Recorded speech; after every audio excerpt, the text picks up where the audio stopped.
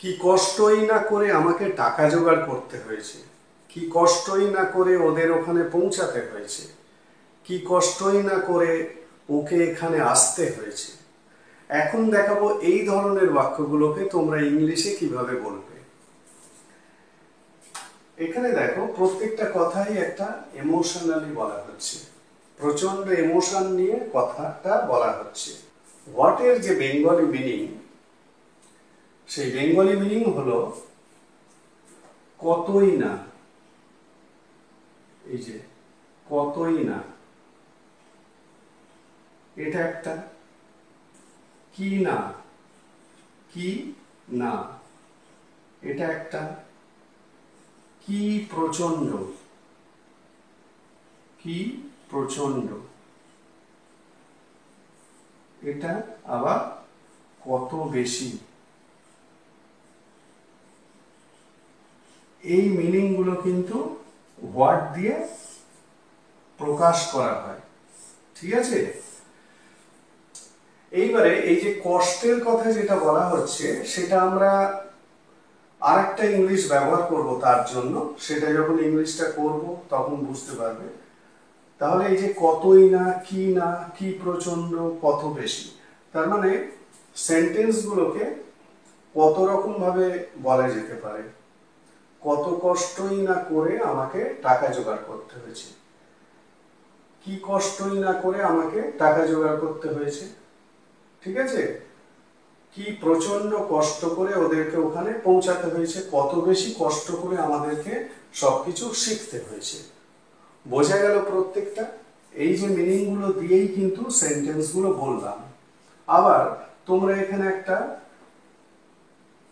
মানে এক্সপ্রেশনটাকে আরো বেশি জোরালো করার জন্য, ইমোশনটাকে আরো বেশি জোরালো করার জন্য তোমরা উফ কথাটা জুড়তে পারো।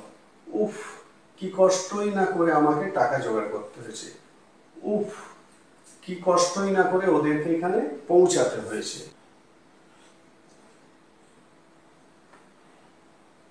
উফ, এই এটা এখানে কিন্তু রাখা যেতে পারে, মানে উফ প্রত্যেকটার আগে। বোঝা গেল? উফ, কি কষ্টই না করে, উফ, কি কষ্টই না করে, প্রত্যেকটাতে। ঠিক আছে, এবারে আমি সেন্টেন্স স্ট্রাকচারটাতে আসছি। সেন্টেন্স স্ট্রাকচারটা কি হবে? তাহলে প্রথমে হোয়াট ইউজ করবে, হোয়াট, তারপরে সাবজেক্ট, তারপরে মাস্ট হ্যাভ, মাস্ট হ্যাভ। এবার এই যে কষ্টের কথাটা বলছি, এটার জন্য গো থ্রু ফ্রেজাল ভার্ব, মানে গন থ্রু,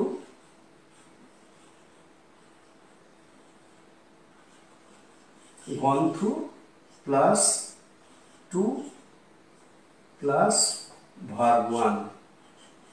বোঝা গেল? এইটা হলো সেন্টেন্স স্ট্রাকচার।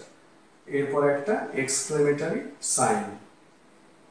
তাহলে what, subject, must have gone through, তারপরে টু প্লাস ভার্ব ওয়ান। এই স্ট্রাকচারটা নিয়ে এই ধরনের বাক্যগুলোকে ইংলিশে বলা হবে।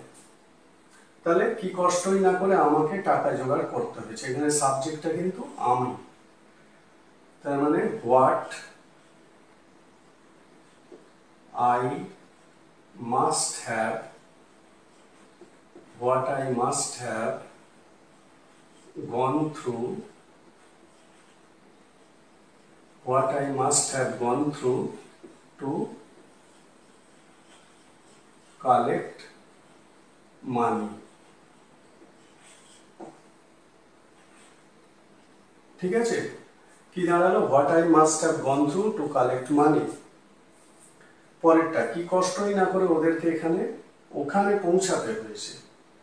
তাহলে হোয়াট, সাবজেক্টকে, ওদেরকে, মানে what they, what they must have, what they must have gone through, what they must have gone through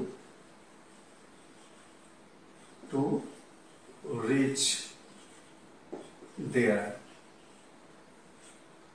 ঠিক আছে, what they must have gone through to reach there, কি কষ্টই না করে ওকে এখানে আসতে হয়েছে। তাহলে what he must have gone through to come here. ঠিক আছে, what he must have gone through to come here, what he must have gone through to come here, what he must have gone through to reach there, what I must have gone through to collect money। কি কষ্টই না করে আমাদেরকে সবকিছু শিখতে হয়েছে। তাহলে what we must have gone through to learn everything।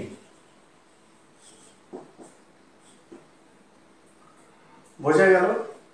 তাহলে এই ধরনের অতি পরিচিত বাংলা বাক্যগুলোকে ইংলিশে বলতে গেলে এই স্ট্রাকচারটা ফলো করতে হবে, এই সেন্টেন্স স্ট্রাকচারটা ফলো করতে হবে, এবং এই স্ট্রাকচার অনুযায়ী তোমাদেরকে এই ধরনের বাক্যগুলোকে ইংলিশে বলতে হবে।